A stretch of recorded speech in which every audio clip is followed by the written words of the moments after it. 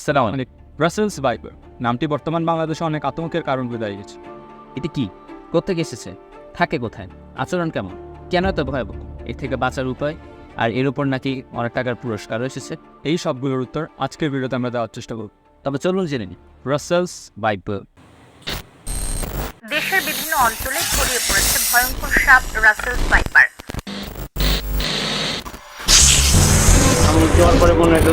Russell's viper সাপের নামের উপর থেকে সাপের কামড়ে মানুষ মারা যাওয়ার খবর আসছে। দেশপুরের নেতাকর্মীরা এরা পুরস্কৃত করবে এরপর ভয় হলে মানুষকেই ভয় করতে হয়, জীবজন্তু সাপ খেয়ে না।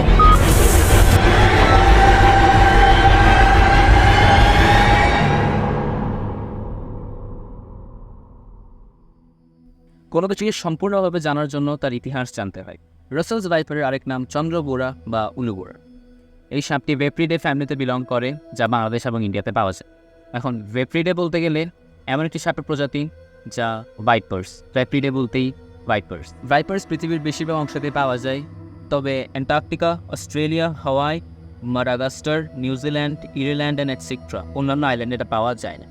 জর্জ শ এবং ফ্রেডেরিক পলিডর নডে 1797-এ প্রথম রাসেল ভাইপারকে ডিসক্রাইব করেছিল। আর রাসেলস ভাইপারের নাম এসেছে প্যাট্রিক রাসেল থেকে। এই সাপটি ইন্ডিয়ার 4টি বড় সাপের মধ্যে একটি। 2023 সালে বাংলাদেশ এবং ইন্ডিয়াতে এটি ছড়িয়েছে গঙ্গা নদী এবং পদ্মা নদী থেকে।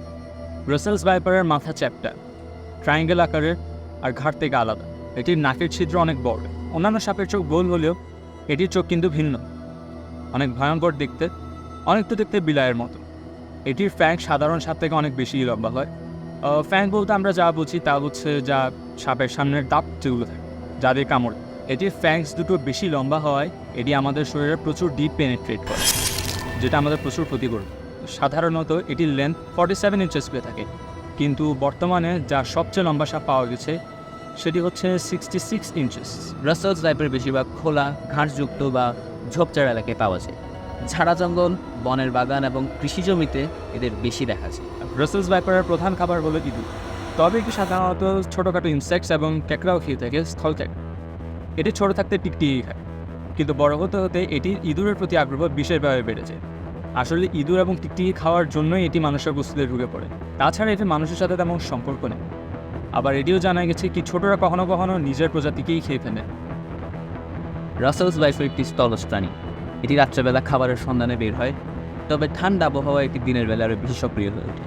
প্রাপ্তবয়স্ক সাপ ধীর এবং অলস বলে মনে করা হয়, তবে তারা বিদ্যুতের গতিতে আঘাত করতে পারে। বাচ্চাকালে এটি প্রচুর অ্যাক্টিভ হয়ে থাকে, সাথে নার্ভাস। এরা যখন হুমকির শিকার হয় তখন তারা একাধিক অ্যাসলুপ তৈরি করে, শরীরের প্রথম তৃতীয়াংশ উঁচু করে এবং সাধারণ সাপ থেকে একটু বেশি জোরে শব্দ করে। এভাবে মাথা তুলে এবং শব্দ করেই তারা মানুষকে দূর থেকে ওয়ার্ন করে দেয় যেন তাদের কাছে না আসে। যদি আরও উস্কানি দেওয়া হয় তবে তারা আঘাত করার চেষ্টা করে, এবং তাদের আঘাত এতই শক্তিশালী হয় কি বড় বড় মানুষরা মাটি থেকে উঠে পড়েছে। এই আচরণটির জন্যই মানুষরা ভাবে যে রাসেল ভাইপার মানুষ তাড়া করে বা মানুষকে শুধু শুধু কামড়ায়। এ ভুল ধারণাটি সৃষ্টি করেছে। তাদের কামড়টি হয়তো একটি স্ন্যাপ হতে পারে বা কয়েক সেকেন্ড লাগাতার ধরেও রাখতে পারে। ব্রাসেলস ভাইপার অববেবিপারস। এগুলো এমন প্রাণী যাদের ডিম তাদের গর্ভের ভিতরেই ফুটেছে এবং তার কিছু সময় পর বাচ্চা বের হয় প্যাক। আপনারা হয়তো অনেক জায়গায় শুনেছেন কি ব্রাসেলস ভাইপার ডিম দেয় না, ডিরেক্ট বাচ্চা দেয়, বাট কথাটি পুরোপুরি সত্য না। কজ তাদের ডিম হয়, কিন্তু ডিমটি গর্ভের ভিতরেই ফুটে যায় এবং তার থেকে ডিরেক্টলি পরে বাচ্চা হয়। তাই বলা হয় কি ডিরেক্টলি তারা বাচ্চা দেয়, বাট অ্যাকচুয়ালি জিনিসটা পুরোপুরি ট্রু না। তাদের গর্ভের সময়কাল 6 মাসের বেশি হয়। মে থেকে নভেম্বর পর্যন্ত তারা বাচ্চা দেয়, কিন্তু জুন জুলাই এই 2 মাসের মধ্যেই তারা বেশিরভাগ বাচ্চা দিয়ে থাকে। তাই বর্তমান সময়টাই প্রচুর ক্রুশিয়াল। এটি সাধারণত একবারে 20 থেকে 40টা বাচ্চা দেয়, কিন্তু হাইয়েস্ট 80টা পাওয়া গেছে একবার। জন্মের সময় রাসেলস ভাইপার একটির হাইট হয় 8.5 থেকে 10.5 ইঞ্চেস পর্যন্ত। পৃথিবীর সবচেয়ে বিষাক্ত সাপদের মধ্যে একটি পাওয়া যায় সাউথ এশিয়াতে, যেমন বাংলাদেশ, ইন্ডিয়া, শ্রীলঙ্কা, নেপাল, পাকিস্তান এগুলো। আমরা একটু আগে জানতে পেরেছি যে রাসেলস ভাইপার প্রধানত কৃষি জমি বা ফার্মল্যান্ডে থেকে থাকে, আর বাংলাদেশ তো কৃষিভিত্তিক দেশ। তাই জন্য বাংলাদেশের কৃষকদের মধ্যে এর আতঙ্ক আরও বেশি বেড়ে গেছে। অন্যান্য সাপ থেকে রাসেলস ভাইপারের ফ্যাং একটু বেশি বড় হওয়াতে যেখানে এটা কামড় দেয় সেখানে ব্যথা অতিরিক্ত বেশি হয়। যে জায়গায় কামড় দেয় সে জায়গাটা 2 থেকে 5 মিনিটের মধ্যেই ফুলে ওঠে। বিষটি পুরোপুরি শরীরের মধ্যে ছড়াতে 20 মিনিটের মতন টাইম নিয়ে থাকে। এক্ষেত্রে রক্তস্রাব একটি সাধারণ লক্ষণ। মুখ থেকে, স্পুটাম বা শ্বাসকষ্ট থেকে রক্ত বের হয়। মূত্র বা ইউরিনের মধ্যে রক্ত চলে যায়, রক্তচাপ এবং হার্ট রেট কমে যায়, যার কারণে মৃত্যু হয়।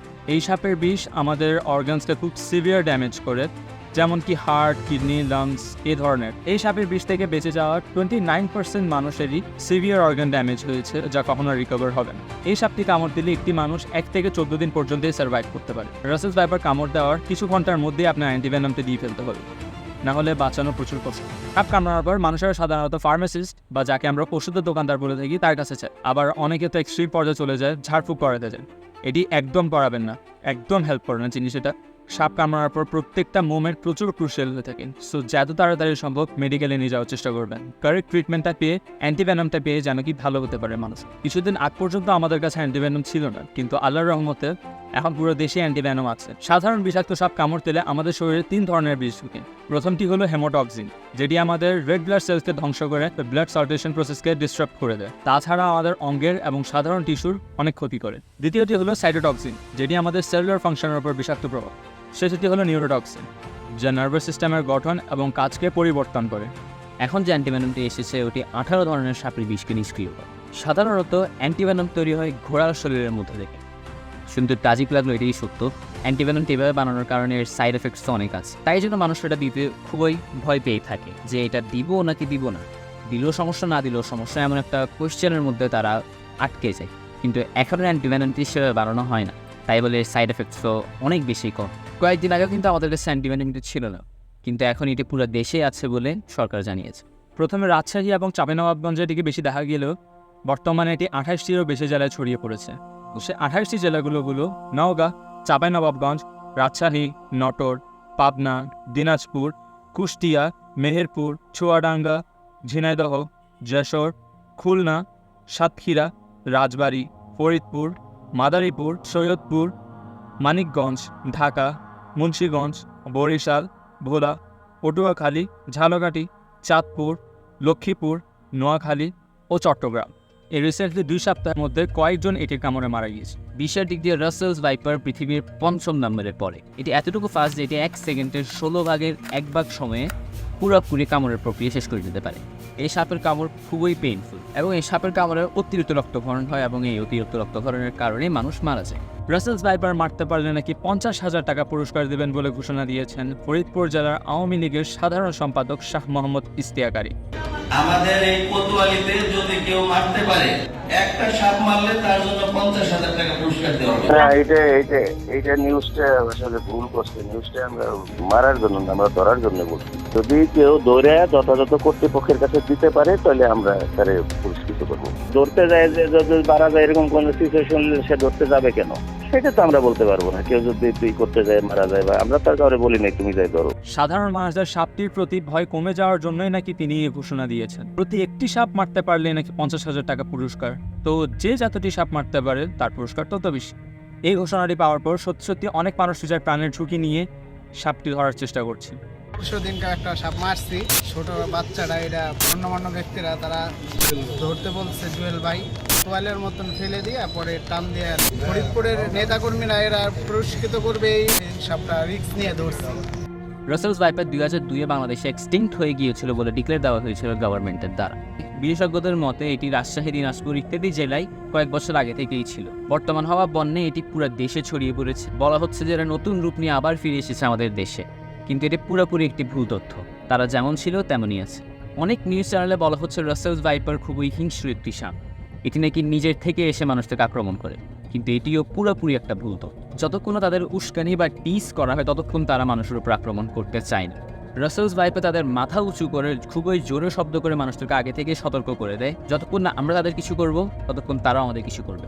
যদি এই সাপগুলোকে অহেতুক মারা হয় তাহলে আমাদের ইকোলজিক্যাল ব্যালেন্স অনেক বেশি ডিস্টার্ব হতে পারে, যা পরে আমাদেরই ক্ষতি করবে। এ থেকে বাঁচার একটা সিম্পল উপায় হচ্ছে যে গামবুটস পরা। কৃষকদের গামবুটস পরার অতিরিক্ত দরকারি। রাসেলস ভাইপার বা যে কোনো সাপ প্রধানত পায়ে কামড়টি থাকে, তাই জন্য বিশেষজ্ঞরা বলেন যে আপনারা ইজিলি গামবুটস পরতে পারবেন। গামবুটস পরলে ওরা আপনার পায়ে আর কামড়তে পারবেন। একটি মজার ব্যাপার শোনো, এরিক্স কনিকাস বা রাসেলস স্যান্ডবুয়া এই সাপটি দেখুন এবং রাসেলস ভাইপার দেখুন, নোটে দেখতে একই না? রাসেলস স্যান্ডবুয়া কিন্তু সবসময় থেকে এরকম ছিল না।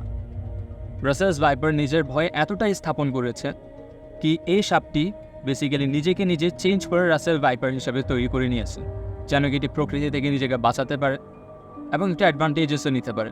মজার ব্যাপার হলো দেখতে এক হলেও এটি রাসেলস ভাইপারের পুরো উল্টো। যে জায়গায় রাসেলস ভাইপার নিজের একটি কামড়ে মানুষের প্রাণ নিয়ে ফেলতে পারে, এটি নেবে না আর নিতেও পারবেন, কারণ এটি একদমই বিষাক্ত নয়। এটি কমপ্লিটলি হার্মলেস। প্রকৃতির মধ্যে নিজেকে নিজে সার্ভাইভ করানোর জন্যই এই সাপটির মতো ধরন নিয়েছে। As an example, Ibrahim Qadri and Shahrukh Khan. আশা করি এই ভিডিও দ্বারা রাসেলস ভাইপার সম্পর্কে আজ আপনাদের কিছুটা ধারণা দিতে পেরেছি। তো আজ আমরা আসি। আল্লাহ হাফিজ।